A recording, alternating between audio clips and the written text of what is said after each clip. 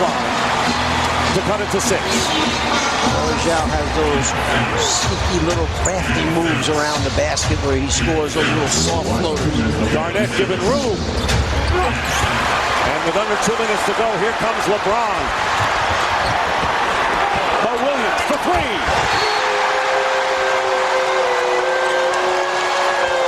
And Varejao and Glenn Davis hit the floor.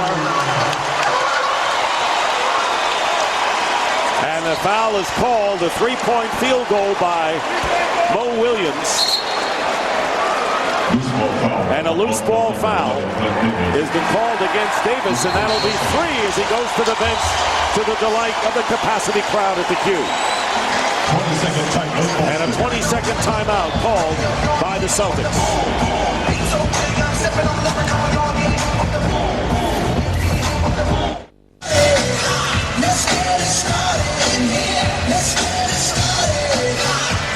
Take a look back now as in transition you watch the three-pointer go up.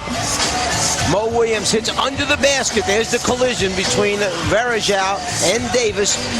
They will send Varejao to the line right underneath. They're chasing each other. No blockout takes place. Just a collision. Both big men go down at the same time. Davis charged with the foul. Varejao goes to the free throw line. So Perkins and Davis, 2 big men for the Celtics, each saddled with 3 personal fouls. Varejao makes the free throw. The Celtics were up by 8. But now it is back to 2 points with 1:45 to go in the half. So important for the Cavaliers. They've regained momentum. They've gotten the crowd back into the game once again. There's a lot now they can talk about in this last minute and a half and at halftime. And they did it without LeBron getting a basket. Good move by Pierce as he lays it in. And he went right around Anthony Parker. And 14 for Pierce. Garnett 12 and Ray Allen 10. There's your big 3. Ilgauskas from outside and knocked away by Varejao. And a timeout called by Varejao of the Cavaliers. Great hustle by Anderson Varejao. And that's what Varejao does. The Celtics had the ball. Pierce forgot that Varejao was around him. He's going to put that hand in, strip him. The ball goes to the ground. He gets on it, calls the timeout. Great hustle play by Anderson Varejao.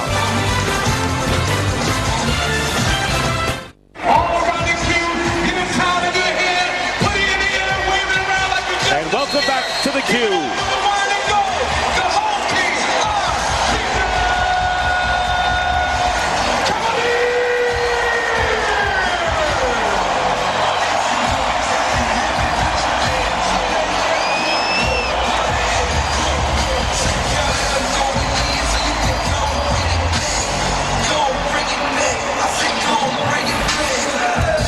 Minute 14 remaining in the first half. And the Cavaliers inbounding, and Pierce knocks it away. I like the effort by Pierce. Don't concede the inbounds pass on the side out. Oftentimes you can be a decoy. You can suck them into throwing a soft pass. You can get a steal on those inbounders from the side out. Mo Williams with LeBron James, Varejao, Ilgauskas, and Parker. And there is Mo Williams missing the 3.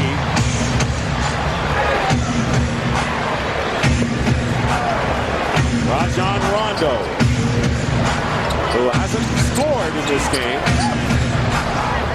Ray Allen, tough 3! A tough 3 with a defender right on his wing. His second from downtown, and has the only 2 3-pointers for the Celtics, who again lead by 7. Boston runs so many back-pick flares for Allen. You must communicate. You see LeBron James take it right into the defender, Rasheed Wallace, that time.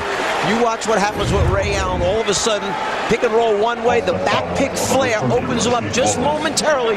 Parker tries to recover. Too late. And Parker was on his right hand, and he was still able to get that shot up and hit it. Great shooters have such tremendous concentration, and his release is so quick. And remember, Dick, he's not like 5'10 or 5'11", Ray Allen. Got pretty good size at 6'4". Meanwhile, Rasheed Wallace now with 4 personals. And guess who on the line once again as LeBron James misses. And he's now 7 of 9 from the line. Wallace with the 4 fouls goes out. And coming in for the Celtics. Antoine is Sheldon Williams in the waning seconds. They don't want to get anyone else into foul trouble. And LeBron James, all of his points coming from the free throw line. And trying to cut the Boston lead to 6 here. Who would have ever thought that Rondo and James would not really have any impact offensively in this first half? Nick, I do want to remind you about one thing. There is another half of basketball coming up for LeBron James. He may do something there. Yeah, you think? Sheldon Williams with a lay-in on a good feed from Rondo. So Rondo gets the assist, and it's 49-41. Thanks for pointing that out, because sooner or later, you know, he's going to explode. Exactly right. That's exactly right. That's what I'm saying. I know. Differential of about 9 seconds between shot clock and game clock. Still coming up empty from the field, and they're going to call the Cavaliers foul, and Ilgauskas, I believe. So he'll be called for the foul, and the Celtics will shoot with 17 and a half left. And that's why it's so important to get into the bonus situation. Yes, you know, this is the end of the second quarter, but the earlier you get into bonus, the more opportunities you get to go to the free throw line on fouls like over the backs, as we saw just there. Remember, in game number 4, Dick, Boston shot 40 free throws. Cleveland shot 39. It's a lot of free throw attempts. And that was the only game in which the Celtics actually went to the line more than the Cavaliers. Sheldon Williams misses the free throw. Sheldon Williams will have one more coming. TNT is your exclusive home for the Western Conference Finals between the Los Angeles Lakers and the Phoenix Suns. Game 1 of the best-of-7 series will be Monday, May 17th from the Staples Center in Los Angeles, starting at 8 p.m. Eastern only on TNT. Marv Albert and Doug Collins will be on hand for what should be a thrilling series. And we should see speed and quickness versus big men on the inside, the size and length of the Los Angeles Lakers. Saw Tony Allen come into the game as the Celtics have opened up their biggest lead. Ilgauskas hits the basket and the foul, and an and one for the big guy in his 12th year. Sheldon Williams is getting his opportunity. He's got to know what he's supposed to do in this situation. You've got a 7'3" guy coming at you. Either hold your ground and take the charge, or don't let him get the shot off, and now potential three-point play. You must know your responsibilities when you're the big man protecting the basket. Paul Pierce will come back in, replacing Sheldon Williams, as the Celtics will have the ball presumably for the last shot of the first half. Mario Moon has come in, and a small group out there. Daniel Gibson, who sees his first action tonight.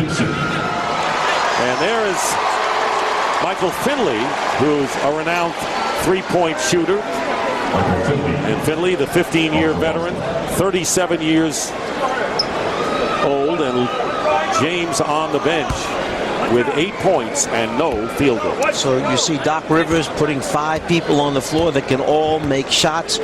Mike Brown trying to match up, make sure he's got protection there. Zadrunas will have to guard Kevin Garnett. 6-point lead, and the Celtics playing for the last shot. They were up moments ago by 9. Here is Pierce going in. No foul. Ball deflected away, and that'll do it for a surprising first half when you consider the way this series has gone. Neither team has been able to sustain back-to-back games, but the Celtics have to like where they are, leading the Cavaliers 50-44 at halftime. And let's take a look at the Corona stats leaders. Pierce coming alive finally in this series. The big three doing well in double figures. LeBron James, no field goals, has 8. By the way, Rondo has no points and no baskets, as we send it over to David Aldridge. Well, I know you thought you got fouled on that last play, but you got yourself going in the first half. What was happening to get you some shots? Well, I'm just being aggressive, given what the defense takes me. You know, they really focus in on Rondo and his penetration, and so, you know, that's leaving gaps for me to get to the hole. Defensively, I know Tony Allen also took LeBron a lot, but you had him the last 5 or 6 minutes. What were you trying to do to keep him out of the lane, out of the paint? Well, you just want to put ball pressure on him, make quick decisions, because when he's just standing there roaming, he's able to get to the hole, find guys, do everything. So can't take everything away from him, so I'm just trying to take a couple things away. Well, thanks very much. When we come back, we'll send it down to our Atlanta studios for the T-Mobile Halftime Report with EJ, Kenny, and Charles.